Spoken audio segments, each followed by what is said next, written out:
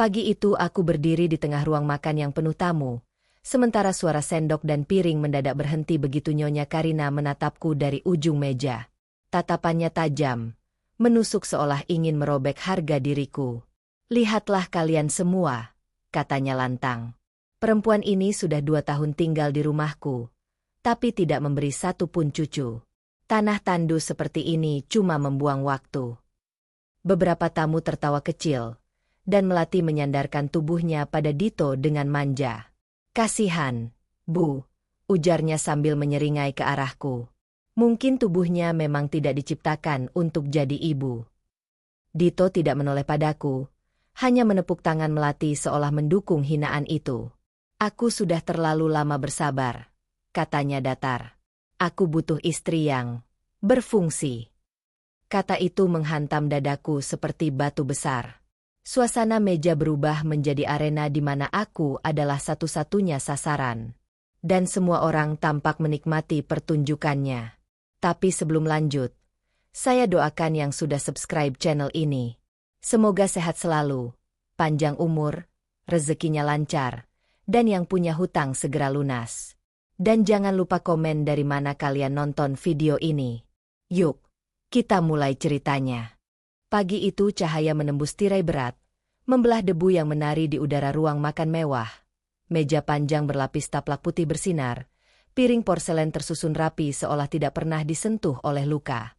Di balik pemandangan itu, Anissa memegang cangkir kecil berisi cairan hitam yang berkilau seperti tetes malam. Tangan yang gemetar menempelkan cangkir ke bibir, menelan karena kebiasaan yang dipaksa menjadi kewajiban. Rasa pahitnya merobek tepian lidah, menarik napas pendek yang tidak pernah sampai ke dada. Wajahnya memucat, tetapi ia terus duduk tenang karena itu yang dipelajari, kesabaran sebagai perisai. Di sisi lain meja, Nyonya Karina duduk tegak dengan senyum yang sudah diasah bertahun-tahun. Setiap geraknya menuntun arus obrolan dan setiap kata yang keluar adalah putusan. Matanya mengawasi, dingin tetapi terampil menutupi amarah.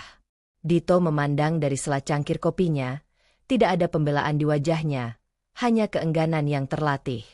Di ruang itu, megah dan rapi, harga diri Anissa diukur oleh jarum yang tidak pernah berpihak padanya. Masuknya Melati seperti gelembung pada permukaan air yang tenang, manja yang dipoles sampai berkilau, tawa yang terdengar seperti musik ringan, langkah yang mengambil ruang yang dulu milik Anissa. Melati duduk dekat Dito, menatapnya dengan cara yang membuat pria itu tersenyum, seolah menemukan kembali sesuatu yang hilang. Anissa melihat semua itu dan menemukan sebuah kehampaan di dadanya. Sejenis rasa menonton rumah sendiri berubah menjadi panggung sandiwara. Keheningan di meja pecah ketika Melati berpura-pura mual, menepuk perutnya dengan gestur dramatis. Nyonya Karina bangkit, suara yang biasa penuh kuasa berubah menjadi icakan bahagia. Pengumuman tentang kehamilan yang telah direncanakan rapi, sebuah hadiah yang dipentaskan agar semua orang melihat bagaimana keluarga tetap sempurna.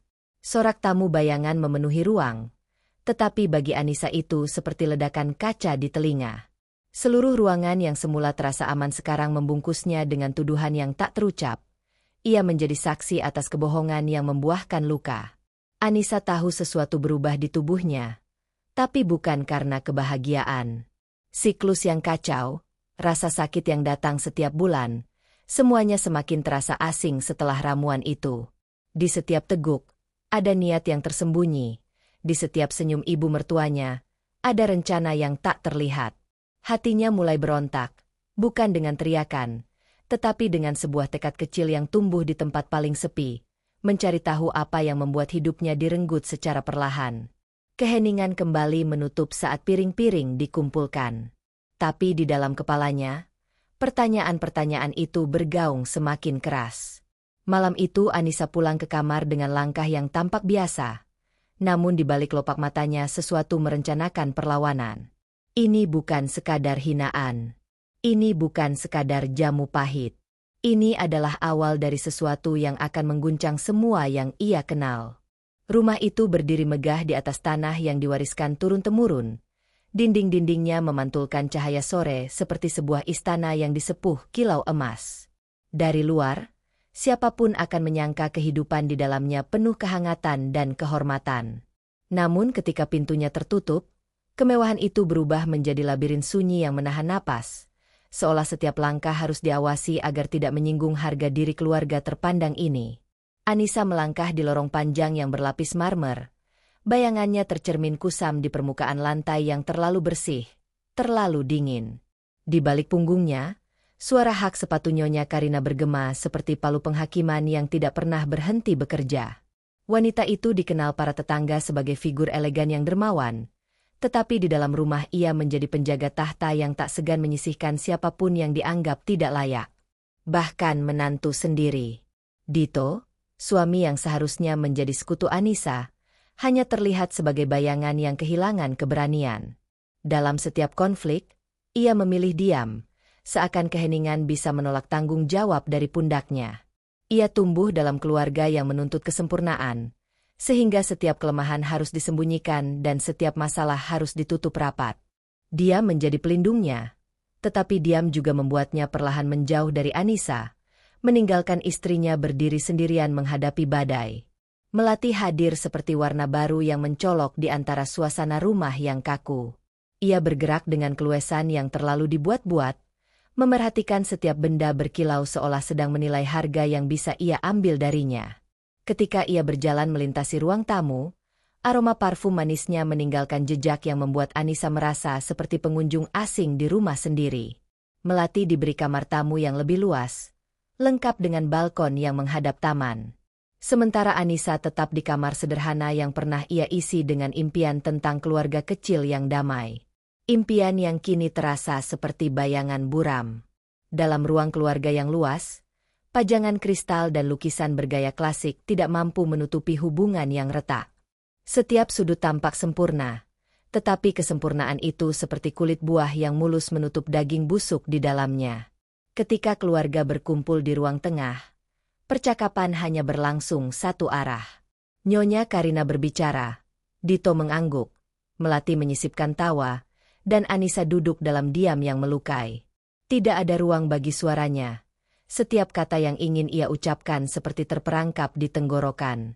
Di belakang bahunya tampak dunia yang terus bergerak seperti mesin, tetapi di dalam diri Anissa angin kecemasan mengaburkan pandangan.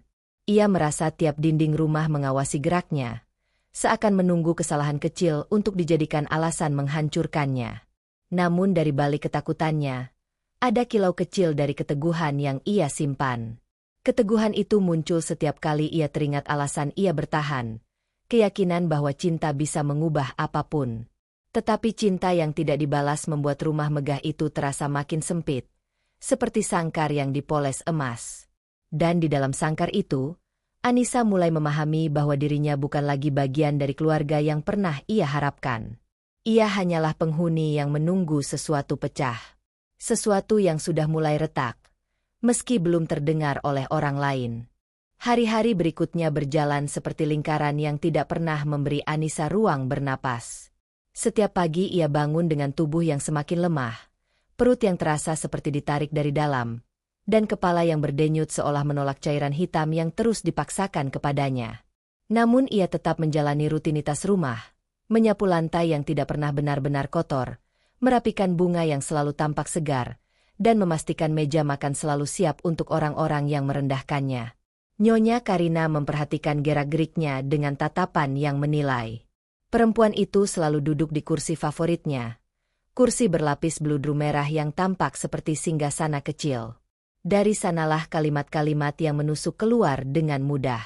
Setiap kegagalan kecil, setiap hal yang kurang sempurna, menjadi alasan untuk melabeli Anissa sebagai wanita yang tidak becus mengurus rumah, apalagi mengurus keturunan. Kata-katanya selalu terdengar manis di permukaan, tetapi racunnya meresap halus ke dalam tulang-tulang Anissa. Melati makin berani menunjukkan kedudukannya. Ia berjalan di sisi Dito seolah sudah menjadi istri sah. Ia meletakkan tangan di lengan Dito dengan kebiasaan yang terlalu intim, duduk di ruang keluarga sambil berbicara dengan gaya yang dibuat manja, atau sekadar membawa piring makanan ke hadapan Dito untuk menunjukkan bahwa dirinya lebih pantas berada di posisi itu. Dari sudut ruangan, Anissa melihat semuanya dengan dada yang mengencang. Ada gelegar kecil di dalam hatinya setiap kali melihat betapa mudahnya posisinya direbut oleh seseorang yang baru datang. Dito, yang semakin terpesona oleh perhatian melati dan pujian ibunya, terus menjauh dari istrinya sendiri. Ia jarang pulang tepat waktu, dan ketika pulang matanya terlihat lebih hidup hanya ketika berbicara pada ibunya atau pada melati. Ketika berbicara dengan Anissa, suaranya datar, singkat, seolah ia berbicara pada seseorang yang tidak lagi memiliki hak untuk dekat dengannya. Anissa menahan diri, tetapi setiap kata yang ingin ia ucapkan kandas oleh kenyataan bahwa ia tidak akan pernah ditanggapi, bahkan oleh suami yang dulu ia percayai. Sementara itu, tubuh Anissa semakin merespon jamu hitam dengan sinyal-sinyal peringatan. Terkadang napasnya tersendat ketika naik tangga, terkadang pusing datang seperti gelombang yang menyerang dari belakang kepala. Namun ketika ia mencoba menolak jamu itu, Nyonya Karina akan menatapnya dengan tatapan yang penuh tuduhan, lalu menyisipkan kalimat yang mengiris bahwa seorang istri tidak boleh malas berusaha memberi keturunan. Dan setiap kali, Anissa kembali menelan cairan itu dengan pasrah, walau hatinya menjerit bahwa ada sesuatu yang tidak wajar. Hinaan demi hinaan membuat dirinya makin mengecil di rumah itu. Ia merasa seperti bayangan tipis yang kehilangan bobot, berjalan dari satu ruangan ke ruangan lain hanya untuk memastikan tidak ada alasan tambahan untuk dimarahi. Namun semakin ia mengecil, semakin keras dunia menekan. Nyonya Karina mulai menyuruhnya melakukan pekerjaan yang lebih berat dari biasanya, sementara Melati dengan sengaja meninggalkan kekacauan kecil hanya untuk membuat Anissa membersihkannya. Semua dilakukan dengan cara halus, tetapi sangat terencana. Dalam kesunyian malam, ketika rumah sudah tertidur, Anissa sering berdiri lama di depan cermin. Ia melihat wajahnya yang semakin pucat, mata yang memerah, dan bibir yang mengering. Ia merindukan dirinya sendiri. Ia merindukan siapa ia sebelum rumah ini merampas keberaniannya. Ada rasa asing yang tumbuh di dadanya, sebuah pertanyaan tentang sampai kapan ia harus bertahan. Tetapi belum ada jawaban. Yang ada hanya tekanan yang semakin menumpuk, seperti batu yang disusun satu persatu di atas pundaknya. Tidak ada yang menyadari bahwa dalam diam itu, sebuah batas sedang mendekat. Dan ketika batas itu pecah, tidak satu pun dari mereka akan siap menghadapi akibatnya. Sore itu rumah terasa lebih lengang dari biasanya. Dito belum pulang, Melati tengah tidur di kamar tamu dengan tirai tertutup rapat, dan Nyonya Karina berada di ruang tamu menerima tamu sosialnya.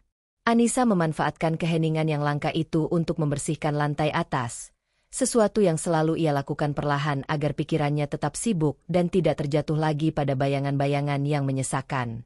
Ketika memasuki kamar ibu mertuanya, aroma parfum tajam bercampur dengan wangi pengharum ruangan yang mahal menyengat hidungnya.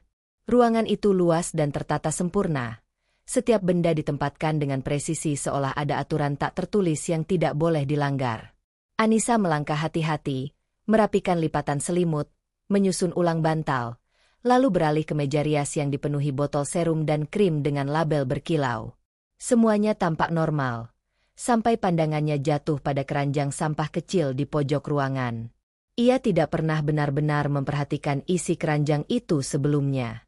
Namun hari itu ada sesuatu yang membuatnya berhenti. Sebuah kertas kemasan yang diremas tampak mencuat dari bawah tumpukan tisu. Warna emas pudar pada permukaan plastik memberikan kilauan kecil yang mencurigakan. Anissa merendahkan tubuh, mengangkatnya dengan jemari gemetar, lalu membuka lipatannya perlahan. Ketika tulisan pada kemasan itu terlihat jelas, jantungnya menegang seperti ditarik ke belakang. Kata-kata itu sederhana, tetapi bobotnya menghantam keras. Kontrasepsi hormonal dosis tinggi. Ia tidak langsung mengerti. Tubuhnya terasa dingin. Helaan napasnya menjadi lebih pendek. Lalu, perlahan, potongan-potongan memori muncul satu persatu seperti gambar yang tiba-tiba fokus.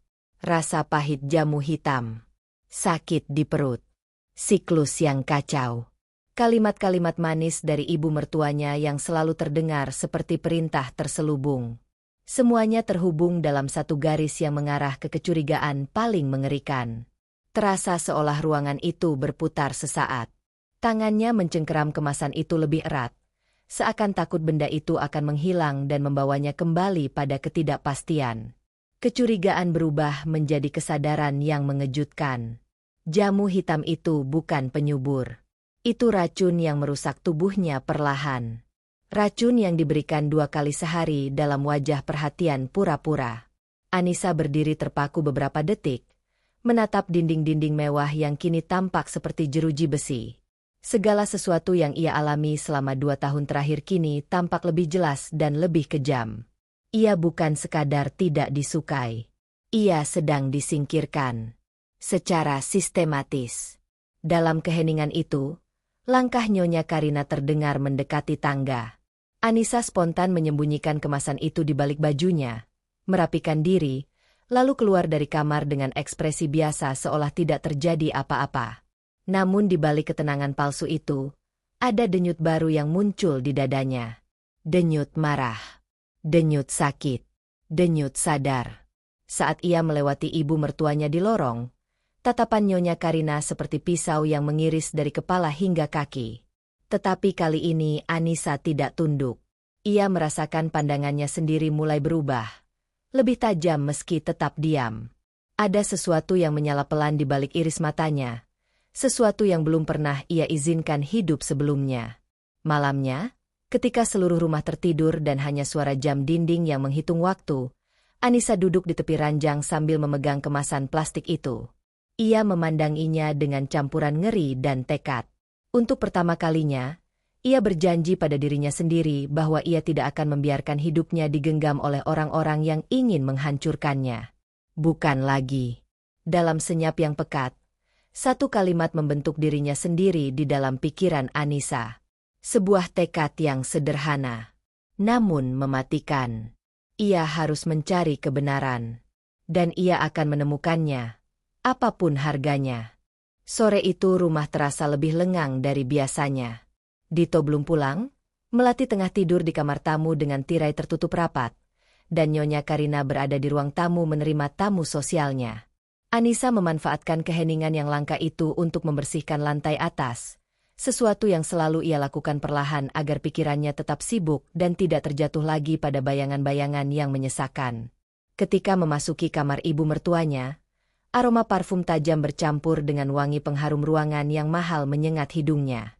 Ruangan itu luas dan tertata sempurna. Setiap benda ditempatkan dengan presisi seolah ada aturan tak tertulis yang tidak boleh dilanggar. Anissa melangkah hati-hati, merapikan lipatan selimut, menyusun ulang bantal, lalu beralih ke meja rias yang dipenuhi botol serum dan krim dengan label berkilau.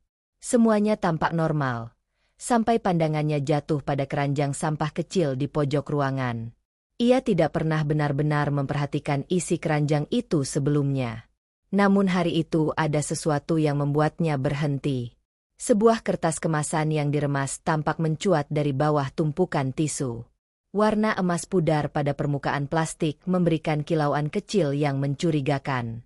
Anissa merendahkan tubuh, mengangkatnya dengan jemari gemetar, lalu membuka lipatannya perlahan. Ketika tulisan pada kemasan itu terlihat jelas, jantungnya menegang seperti ditarik ke belakang. Kata-kata itu sederhana, tetapi bobotnya menghantam keras. Kontrasepsi hormonal dosis tinggi. Ia tidak langsung mengerti. Tubuhnya terasa dingin. Helaan napasnya menjadi lebih pendek. Lalu, perlahan, potongan-potongan memori muncul satu persatu seperti gambar yang tiba-tiba fokus. Rasa pahit jamu hitam. Sakit di perut. Siklus yang kacau. Kalimat-kalimat manis dari ibu mertuanya yang selalu terdengar seperti perintah terselubung. Semuanya terhubung dalam satu garis yang mengarah ke kecurigaan paling mengerikan. Terasa seolah ruangan itu berputar sesaat.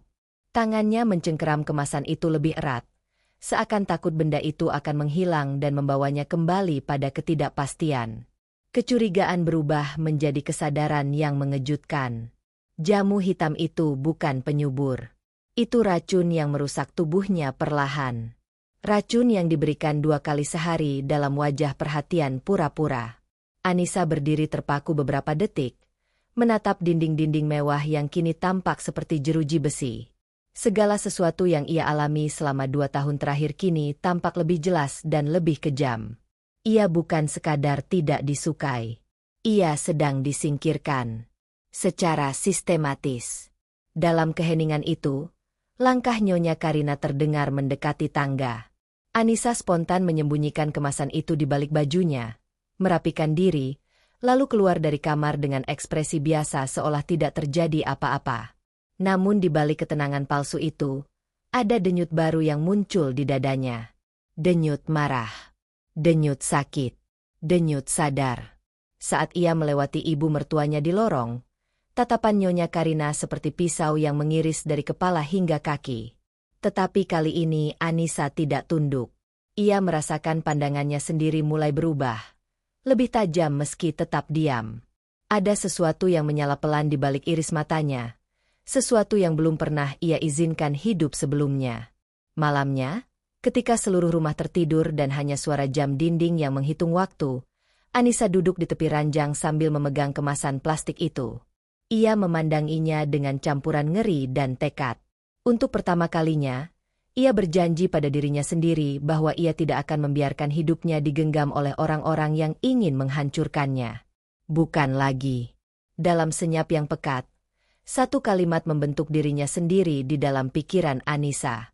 Sebuah tekad yang sederhana, namun mematikan. Ia harus mencari kebenaran.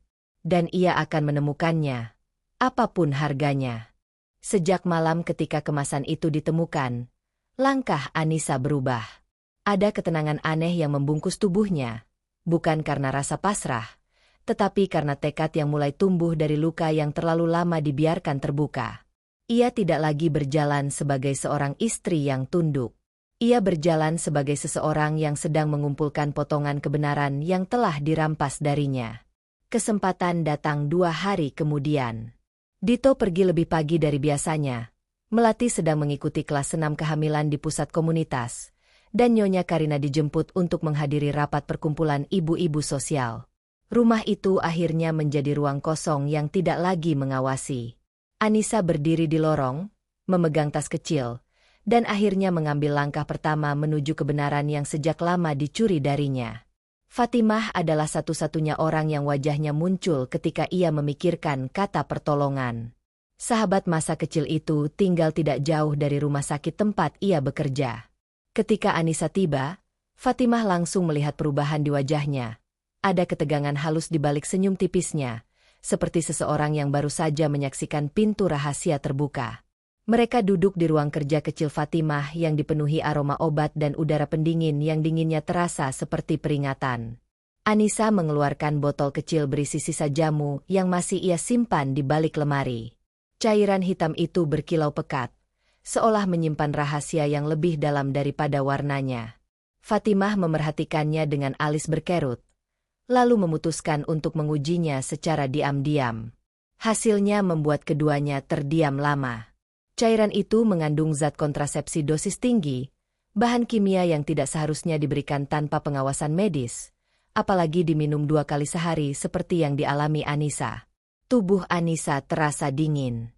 Bukan karena AC, melainkan karena kenyataan yang mengalir ke dalam dirinya seperti air merembes masuk melalui celah retak.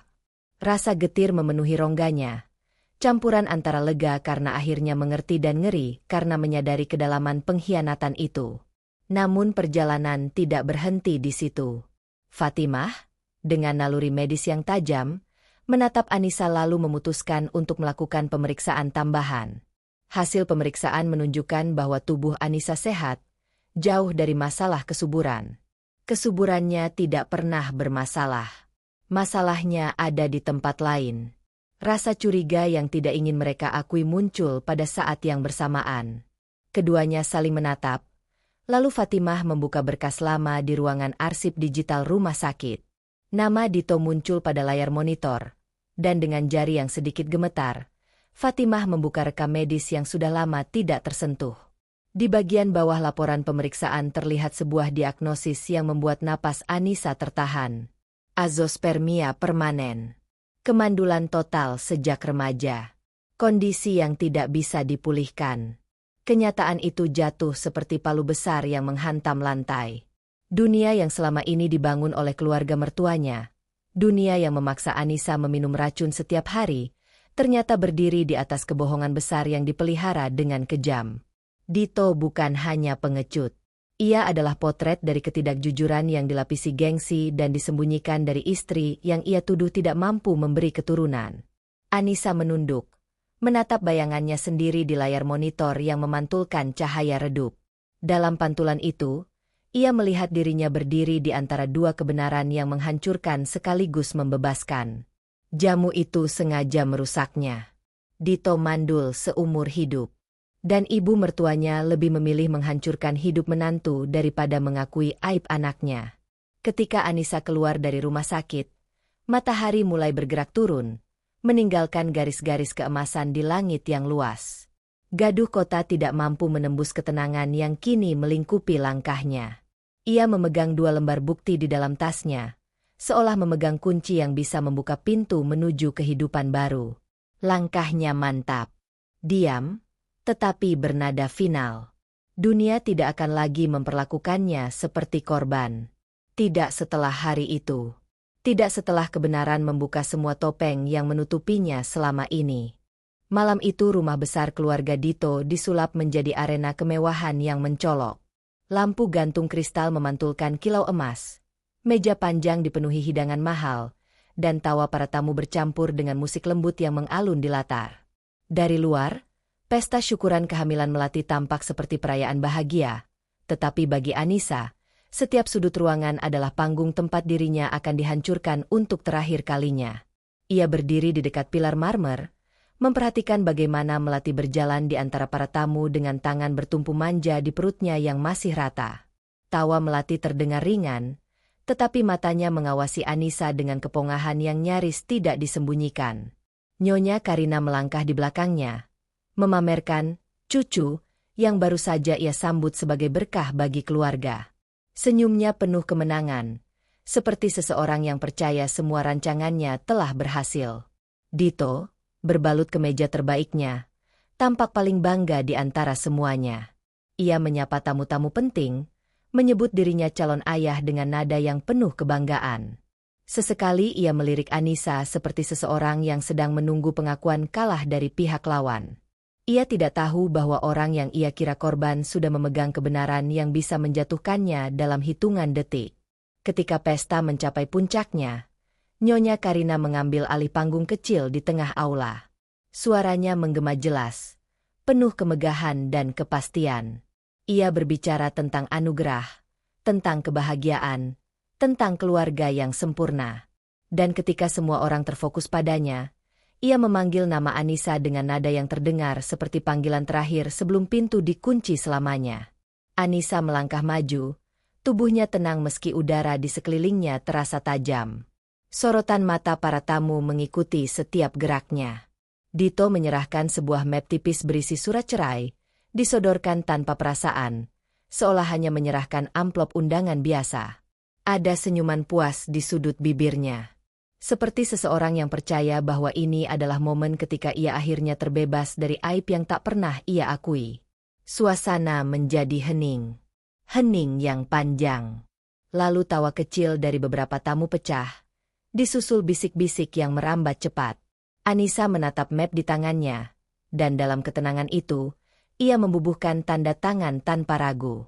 Tindakannya membuat beberapa tamu terkejut. Tidak ada tangisan. Tidak ada penolakan. Hanya ketegasan sunyi yang lebih menusuk daripada teriakan. Dito sempat tersenyum lega. Namun senyum itu membeku ketika Anissa mengangkat wajahnya. Ia meletakkan dua amplop putih di atas meja hidangan, persis di pusat aula. Ruangan langsung terdiam, seperti seseorang mematikan seluruh suara. Tatapan para tamu beralih dari wajahnya ke tangan yang menyentuh amplop itu. Tangan yang tidak lagi gentar. Amplop pertama dibuka. Foto hasil laboratorium dan laporan analisis cairan jamu terbentang jelas. Beberapa tamu mundur selangkah, ngeri melihat isi yang menguak bahwa ramuan yang diberikan Nyonya Karina bukan penyubur, melainkan kontrasepsi berbahaya. Bisikan berubah menjadi gelombang keterkejutan yang menyeret nama Nyonya Karina turun ke jurang penghinaan. Nyonya Karina mencoba bicara, tetapi suaranya pecah seperti kaca yang retak. Tamu-tamu terdekat menjauh seakan takut terseret dalam reputasi yang runtuh. Amplop kedua dibuka. Rekam medis Dito terpajang di atas meja, Diagnosis yang selama ini disembunyikan bersinar bagai cahaya yang memotong gelap. Azospermia permanen. Kemandulan total. Tidak ada ruang untuk menyangkal. Tidak ada tempat untuk lari. Dito tersungkur. Wajahnya pucat, seolah lantai runtuh di bawah kakinya. Tidak ada yang berbicara. Tidak ada yang menghibur. Semua melihatnya sebagai pria yang selama ini berdiri di atas kebohongan yang ia bela mati-matian. Melati, yang mendadak panik, memegangi perutnya, lalu meratap dalam ketakutan. Pada akhirnya, pengakuan itu pecah dari bibirnya. Kehamilannya bukan milik Dito. Ia dibayar. Ia berbohong. Janin itu adalah milik lelaki lain yang bahkan tidak hadir di pesta itu. Dan seperti itu saja, seluruh pesta syukuran berubah menjadi kuburan kehormatan keluarga. Tidak ada musik yang tersisa. Tidak ada cahaya yang mampu menyelamatkan reputasi mereka. Yang ada hanya Anissa, berdiri tegak di tengah kehancuran yang mereka buat sendiri, seperti satu-satunya cahaya yang tersisa dalam ruangan gelap. Inilah kehancuran yang sempurna. Dan itu baru permulaan. Pagi setelah pesta, rumah terasa seperti reruntuhan yang tak berani bernapas. Suasana yang semalam penuh bisik kini berubah menjadi kebisuan tajam. Setiap langkah memantul di lorong dengan makna yang berbeda. Anissa berdiri di ambang pintu ruang tidur, memandang pemandangan yang dulu dianggap rumah. Matanya menangkap hal-hal kecil yang kini terasa asing. Vas bunga yang miring, kain taplak yang belum disusun, foto keluarga yang kini tampak seperti artefak dari masa lalu. Ada kehampaan yang menempel pada dinding, seperti debu yang tidak akan pernah hilang walau disapu 1000 kali. Tidak ada kecaman keras yang mengusirnya. Pengusiran terjadi melalui tata bahasa yang dipelajari sepanjang hidupnya. Tatapan menusuk, kata-kata yang dilontarkan tanpa emosi, gerakan tubuh yang menghalau. Nyonya Karina tidak perlu berteriak untuk membuatnya pergi. Ia menunduk, menunjuk meja, dan dengan suara yang dingin seperti salju menyatakan bahwa semua sudah berakhir. Dito hanya menatap, pandangannya kosong, seakan menunggu instruksi ibu untuk menyalakan mesin duka yang harus dijalankannya. Para pembantu membawa keluar bagasi Anissa dengan sikap terpaksa. Tangan mereka bergerak cepat untuk menyingkirkan barang yang dianggap noda. Pakaian yang dulu dipilihnya dengan penuh harap kini dipegang seperti lembaran kain tak bernilai. Pernak-pernik kecil yang menempel pada kehidupan mereka dicampakkan ke dalam kardus, dan dengan setiap penutupan tutup kardus, Anissa merasakan sebuah lapisan dari dirinya terkunci rapat.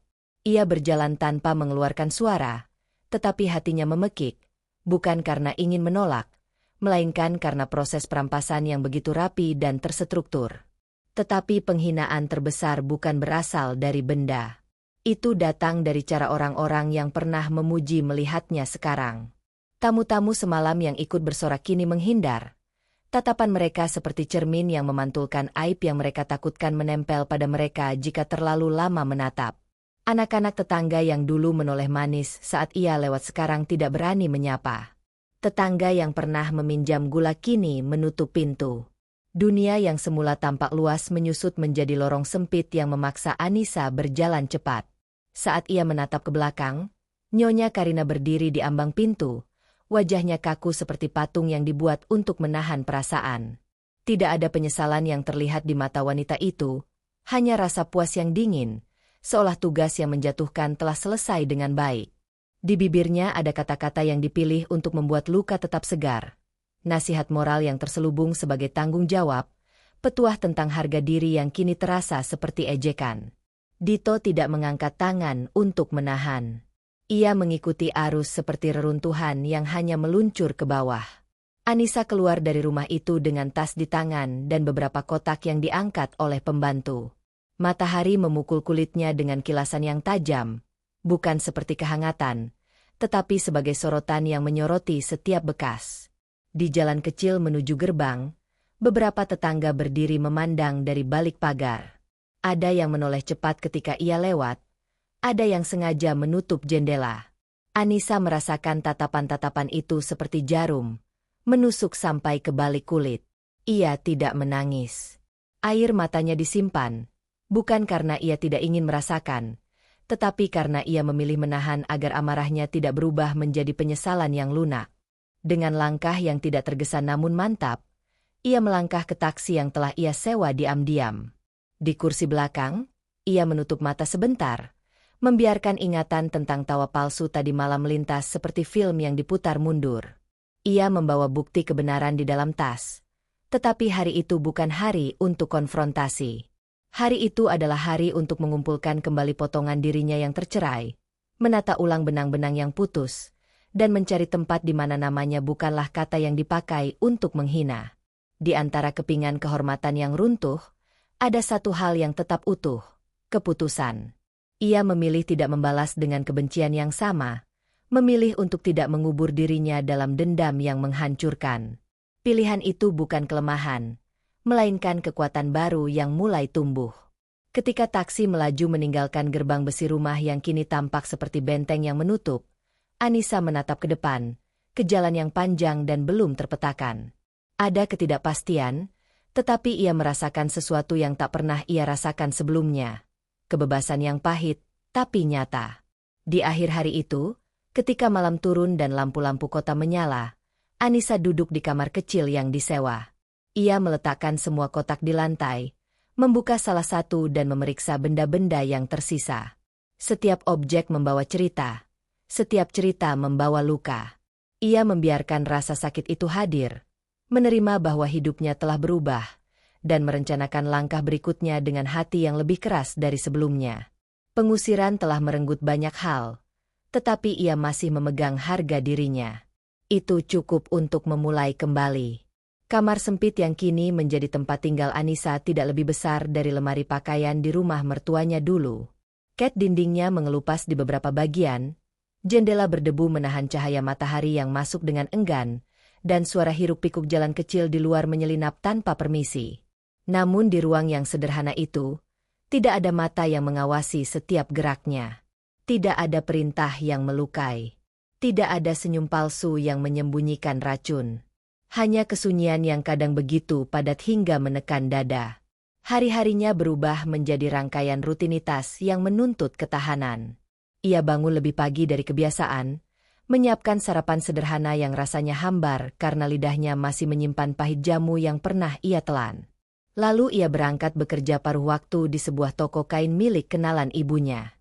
Toko kecil itu tidak ramai, tetapi cukup untuk mengisi waktu dan mendatangkan sedikit penghasilan. Setiap kali melipat kain bermotif bunga atau mengukur potongan untuk pelanggan, pikirannya melayang pada dunia yang pernah ia huni, dunia di mana setiap langkahnya terasa seperti berjalan di atas kaca. Kesepian adalah tamu yang paling sering datang, duduk di sampingnya saat ia makan malam seorang diri, atau ketika ia memandangi langit dari jendela kecil yang hanya menunjukkan separuh bulan. Ia merasakan kekosongan yang tidak pernah ia bayangkan sebelumnya. Bukan hanya karena ia kehilangan keluarga, tetapi karena ia harus mengakui bahwa sebagian besar hidupnya selama ini ia jalani dengan menahan napas, menunggu sesuatu berubah. Kini, ketika semuanya runtuh, ia tidak tahu harus membangun apa terlebih dahulu. Yang paling menyakitkan adalah rasa tertinggal. Ia sering melihat pasangan suami istri lewat di depan toko kain, tertawa kecil atau bergandengan tangan dengan ringan. Pemandangan sederhana itu menusuk lebih dalam dibandingkan hinaan yang pernah ia terima. Ada rasa iri yang ia benci akui, rasa kehilangan akan mimpi yang dulu ia percaya akan ia jalani bersama seseorang yang mencintainya. Tetapi kenyataan telah menunjukkan bahwa cinta yang ia pegang tidak pernah benar-benar ada. Beberapa malam ia terbangun oleh mimpi buruk. Dalam mimpi itu, ia kembali berada di meja makan megah, dengan cangkir jamu hitam di tangannya. Ketika terbangun, ia merasakan guncangan yang membuat tubuhnya membungkuk, seakan kenangan itu masih hidup di tenggorokan. Napasnya memburu, dan ia menempelkan telapak tangan ke dada seperti mencoba menenangkan amarah yang ingin pecah. Namun ketika ia menatap sekeliling, ia melihat kamar kecil itu, bukan rumah besar dengan tirai berat. Itu cukup untuk membuatnya mengatur ulang napas dan memaksa dirinya kembali tidur. Fatimah adalah satu-satunya benang yang menghubungkannya dengan dunia yang lebih lembut. Sahabatnya sering datang membawa makanan, bercerita tentang pekerjaannya, dan sesekali menertawakan hal-hal kecil untuk membuat suasana lebih ringan. Namun ada kalanya Anissa tetap merasa jauh, seolah ia berdiri di tepi jurang yang tidak dapat diseberangi hanya dengan kata-kata baik. Fatimah melihat itu, tetapi tidak mendesak. Ia hanya menemani, dengan kehadiran yang tidak banyak bicara namun tidak pernah pergi.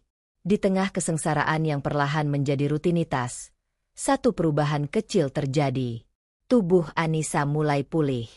Sakit di perut tidak lagi datang seperti badai, pusing tidak lagi menghantam tiba-tiba, dan kulitnya perlahan mendapatkan kembali warnanya. Ia memandang refleksinya suatu pagi dan melihat seseorang yang lebih kokoh daripada dirinya beberapa bulan lalu. Seseorang yang meski terluka, tetap berdiri. Seseorang yang tidak lagi ditentukan oleh hinaan atau kecurangan. Namun luka batin adalah hal lain. Itu tidak pulih secepat tubuh. Ada hari-hari ketika Anissa merasa kuat, tetapi ada juga hari ketika ia merasa dunianya menyusut menjadi ruang setinggi lutut, menekan tanpa belas kasihan. Ia belajar berdamai sedikit demi sedikit, menerima bahwa kesedihan tidak bisa diringkas, hanya bisa dilalui. Dan di balik semua itu, ada satu pertanyaan kecil yang terus mengetuk perlahan. Sampai kapan ia harus hidup seperti ini? Pertanyaan itu menggantung, menunggu jawaban. Anissa belum tahu bahwa jawaban itu akan datang dengan cara yang paling tak terduga, dan bahwa apa yang baru saja ia lalui hanyalah keheningan sebelum badai yang lebih besar. Badai yang, kali ini, tidak akan menghancurkannya, melainkan membuka pintu menuju takdir yang selama ini dirampas darinya. Hari itu dimulai dengan ketukan pelan di pintu kamar sewaan Anissa. Ketukan yang tidak mengancam, namun cukup untuk membuatnya menunduk dan menatap ponsel yang tiba-tiba bergetar. Sebuah pesan masuk dari nomor yang tidak ia simpan. Pesan singkat, namun memuat nama yang masih mampu membuat napasnya tercekat. Nyonya Karina mengundang Anissa menghadiri acara keluarga di rumah besar malam itu. Nadanya formal, seolah tidak pernah ada pesta kehancuran, tidak pernah ada hinaan, tidak pernah ada pengusiran. Undangan itu ditutup dengan kalimat yang tampak lembut tetapi terasa seperti jerat. Kalimat yang mengatakan bahwa keluarga ingin menyelesaikan segalanya secara baik-baik. Anissa menatap layar cukup lama, merasakan gelombang emosi bercampur yang muncul dari kedalaman dirinya. Takut, muak. Namun yang paling kuat adalah rasa ingin menutup bab itu sepenuhnya. Tidak dengan cara mereka. Dengan caranya sendiri. Ia membuka laci kecil di meja rias murahan yang mulai kehilangan cat. Dari dalamnya ia mengeluarkan 2 amplop putih yang telah ia jaga seperti harta karun. Amplop pertama berisi bukti cairan jamu beracun. Amplop kedua memuat rekam medis Dito yang selama ini terkunci dalam bayang-bayang gengsi keluarga. 2 amplop yang sejak awal ia tahu tidak hanya menjadi senjata, tetapi juga kebenaran yang pantas disampaikan di hadapan semua orang yang telah menghakiminya. Ketika malam turun, Anissa berdiri di depan cermin kecil dan memilih pakaian yang sederhana namun rapi. Tidak ada perhiasan mencolok, tidak ada rias yang berlebihan. Hanya wajah tenang yang memantulkan seseorang yang sudah melewati badai dan kini berjalan sebagai dirinya sendiri. Ia ingin datang bukan sebagai korban, tetapi sebagai saksi kebenaran. Rumah besar itu berdiri sama megahnya ketika ia tinggalkan. Tetapi ada sesuatu yang berbeda. Penerangannya lebih redup, suasana lebih tegang, dan dari luar jendela, bayangan tamu yang datang tampak lebih berhati-hati. Hawa dingin menyambutnya ketika ia melangkah masuk, bukan dingin marmer, tetapi dingin dari orang-orang yang tertangkap basah dalam kebohongan. Dito berdiri dekat pintu. Tubuhnya lebih kurus, wajahnya lebih pucat, dan sorot matanya seperti seseorang yang dihantui oleh bayangan sendiri. Ketika melihat Anissa, ia tertegun. Ada sesuatu yang bergetar halus di ekspresinya, seperti ketakutan yang baru tumbuh saat melihat seseorang yang tidak lagi bisa ia kendalikan. Ia mencoba membuka mulut, tetapi tidak keluar sepatah kata. Nyonya Karina muncul tak lama kemudian. Meskipun berusaha tersenyum, garis tegang di wajahnya terlalu jelas. Rambutnya tersusun rapi, tetapi tangan yang memegang tas kecilnya bergetar halus. Di sekeliling mereka, tamu keluarga duduk dalam jarak aman, seakan menunggu drama lain terjadi. Anissa duduk di kursi yang disediakan. Hening panjang menggantung, dan hanya suara denting gelas yang jauh terdengar dari dapur. Nyonya Karina memulai dengan ucapan yang terdengar seperti permintaan maaf, tetapi lebih menyerupai upaya menyelamatkan muka. Katanya bahwa keluarga ingin meluruskan kesalahpahaman, menutup masa lalu, dan memulai kembali hubungan dengan lebih bijak. Namun kata-kata itu tidak lagi memiliki kuasa atas Anissa. Ia membuka tasnya perlahan. Gerakan kecil, tetapi cukup untuk membuat beberapa tamu menahan napas. 2 amplop putih muncul dari balik lipatan kain. Amplop yang selama ini menjadi bayangan yang menghantui keluarga itu. Anissa tidak berbicara panjang. Ia tidak perlu. Ia hanya meletakkan kedua amplop itu di atas meja, tepat di tengah ruangan. Amplop pertama bergeser dari tangannya dengan suara lembut yang terdengar seperti garis awal sebuah badai. Amplop kedua menyusul, lebih berat karena isi yang mampu mengguncang harga diri siapapun yang mendengarnya. Ketika amplop itu terbuka, ekspresi tamu-tamu berubah drastis. Terkejut, ngeri, dan akhirnya marah. Namun bukan kepada Anissa. Mereka marah kepada keluarga yang selama ini memamerkan kesempurnaan palsu, keluarga yang ternyata menyembunyikan kebohongan yang jauh lebih gelap dari yang pernah dibayangkan. Nyonya Karina kehilangan seluruh warna di wajahnya. Dito terjatuh ke kursi, seakan lututnya tidak lagi bisa menopang tubuhnya sendiri. Dan di tengah ruangan itu, dari balik kebisuan yang tiba-tiba terasa memekakan telinga, satu hal menjadi jelas. Kekuasaan yang dulu mereka gunakan untuk merendahkan Anissa kini telah runtuh oleh kebenaran yang ia bawa sendiri. Malam itu, ruangan besar itu berubah menjadi pengadilan yang tidak memerlukan hakim. Kebenaran telah bicara. Dan dunia yang dulu menindas Anissa kini berdiri dalam kehancuran yang mereka ciptakan sendiri. Ruang keluarga rumah besar itu berubah menjadi arena yang sunyi. Tidak ada musik, tidak ada senyum yang tersisa. Hanya suara napas orang-orang yang duduk gelisah, seolah-olah mereka berada di ujung tebing dan menunggu batu besar jatuh menimpa mereka. Di tengah ruangan, 2 amplop yang sudah terbuka tergeletak seperti 2 pisau yang baru saja digunakan. Pisau yang memotong habis semua ilusi kesempurnaan keluarga itu. Anissa berdiri tenang di antara mereka. Tubuhnya tegak dengan cara yang tidak pernah ia rasakan sebelumnya. Tidak ada lagi getaran ketakutan di ujung jarinya. Tidak ada lagi keraguan di garis bibirnya. Ia berdiri sebagai seseorang yang menyaksikan kebenaran akhirnya bangkit dan menuntut keadilan. Tanpa perlu ia angkat suara. Dito bangkit dengan langkah goyah. Sorot matanya bercerai-berai, seperti melihat reruntuhan yang ia ciptakan sendiri. Wajahnya tidak menunjukkan kemarahan, hanya kepasrahan yang menyedihkan. Tatapannya tertuju pada Anissa, penuh perasaan yang terlambat untuk berakar. Ia mencoba menggapai udara, seolah memungut kata yang bisa memperbaiki semuanya. Maaf. Suaranya pecah. Kata itu jatuh ke lantai seperti kaca yang retak. Dito menunduk. Tubuhnya melorot hingga ia bersimpuh. Seluruh tamu melihatnya dengan rasa ngeri yang perlahan berubah menjadi jijik. Laki-laki yang dulu penuh kebanggaan kini terlihat tidak memiliki apa-apa untuk dipertahankan.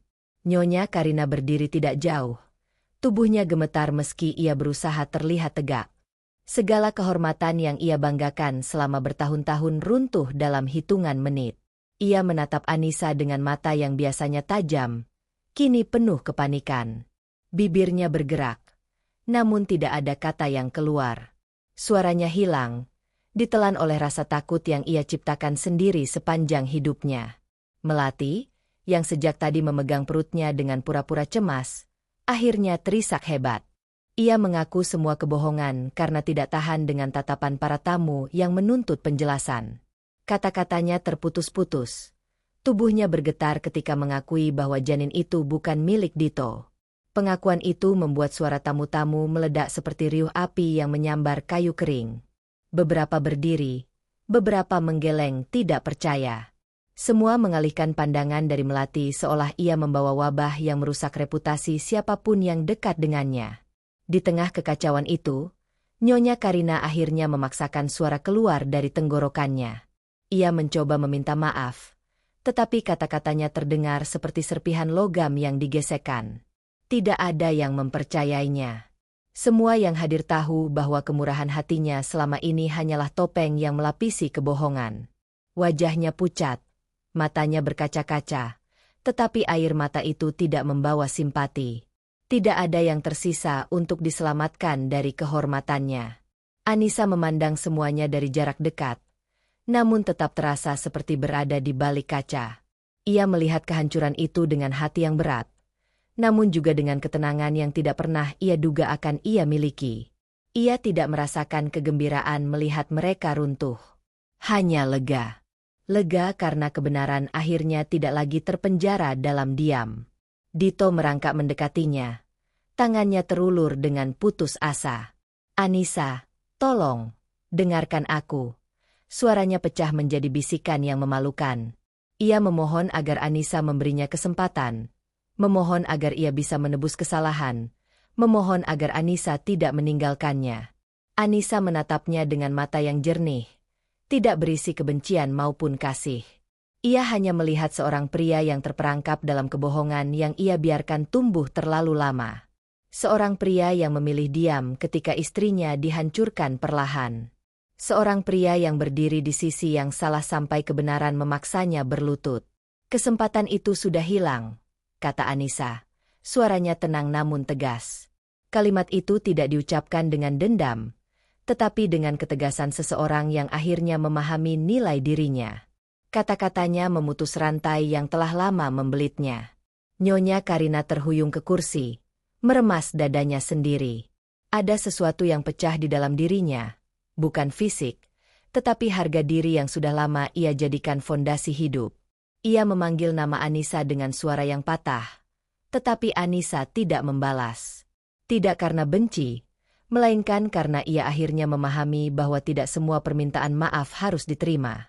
Ruangan itu berubah menjadi tempat ratapan bagi 3 orang yang pernah menguasai hidupnya. Mereka meminta ampun pada orang yang pernah mereka anggap lemah. Mereka memohon kepada seseorang yang mereka injak. Dan untuk pertama kalinya, Anissa merasa ringan, bebas. Ia melangkah keluar dari ruangan itu dengan kepala tegak. Setiap langkahnya adalah penegasan bahwa ia tidak lagi menjadi bagian dari masa lalu yang penuh luka. Ia meninggalkan mereka dalam kehancuran yang mereka bangun sendiri. Dan di antara gema tangisan dan permohonan yang tertinggal, Anissa tahu satu hal. Ia telah memenangkan dirinya kembali. Pagi itu matahari muncul perlahan di balik bukit, menebarkan warna keemasan yang membelai lembut jendela rumah kecil tempat Anissa dan Faisal tinggal. Rumah itu sederhana, namun setiap sudutnya terasa hangat. Tidak ada suara keras yang memerintah, tidak ada langkah berat yang menuntut kesempurnaan. Hanya tawa kecil yang sesekali pecah, aroma teh hangat yang mengepul dari dapur, dan kehadiran Faisal yang bergerak seperti tiang penyangga yang kukuh namun tidak menekan. Anissa berdiri di ambang jendela, memandang halaman kecil yang kini dipenuhi tanaman hijau hasil perawatan mereka berdua. Perutnya yang membesar tampak jelas di balik gaun rumah yang nyaman. Setiap gerakan kecil di dalam tubuhnya membuatnya tersenyum, seakan 2 nyawa kecil itu sedang berbisik tentang masa depan yang belum tersentuh luka. Ia tidak lagi merasa dikejar masa lalu. Tidak lagi dihantui oleh bayang-bayang penghinaan yang dulu menempel pada langkah kakinya. Masa lalu itu tetap ada, bukan sebagai luka yang menganga, tetapi sebagai guratan yang kini telah menjadi bagian dari kekuatannya. Setiap halaman pahit mengajarkan sesuatu yang memperkokoh pijakannya, dan hari-hari yang ia jalani bersama Faisal adalah bukti bahwa kehidupan baru tidak harus dimulai dari kemenangan besar, cukup dari keberanian untuk meninggalkan tempat yang melukai. Sesekali bayangan keluarga lama muncul dalam berita yang didengar dari mulut ke mulut. Kabarnya, Melati tidak lagi tinggal di kota itu setelah skandal yang terbongkar. Dito menjalani hari-harinya merawat ibunya yang sakit. Wajahnya jauh dari kebanggaan yang dulu ia banggakan. Nyonya Karina sendiri dikabarkan sering duduk lama di kursi ruang tamu.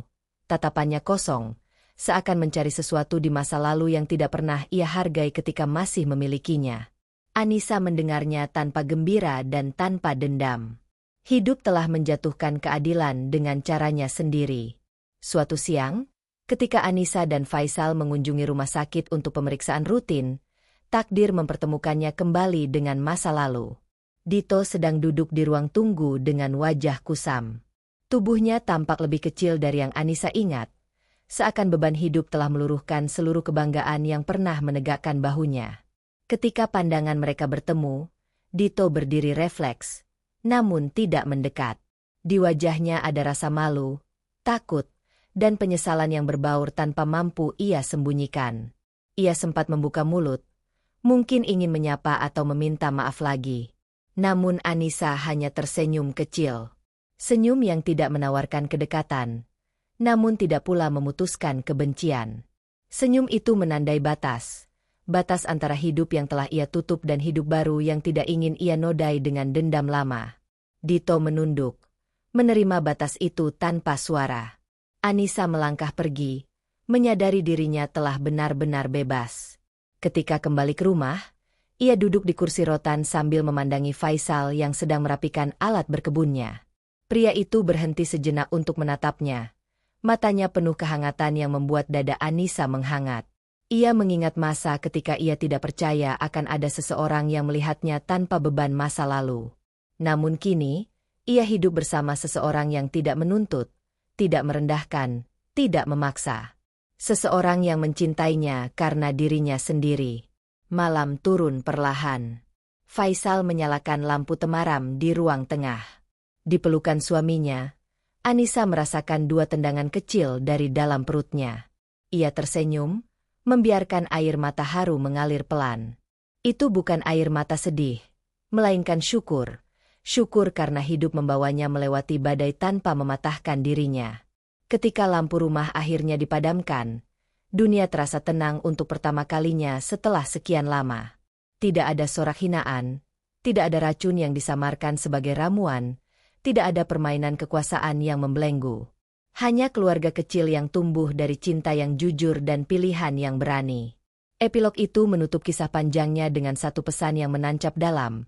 Kehancuran bukan akhir jika seseorang memilih untuk bangkit dengan hati yang tidak dikeraskan kebencian. Dan kebahagiaan bukan hadiah dari dunia, melainkan pelukan hangat yang datang ketika seseorang akhirnya pulang kepada dirinya sendiri.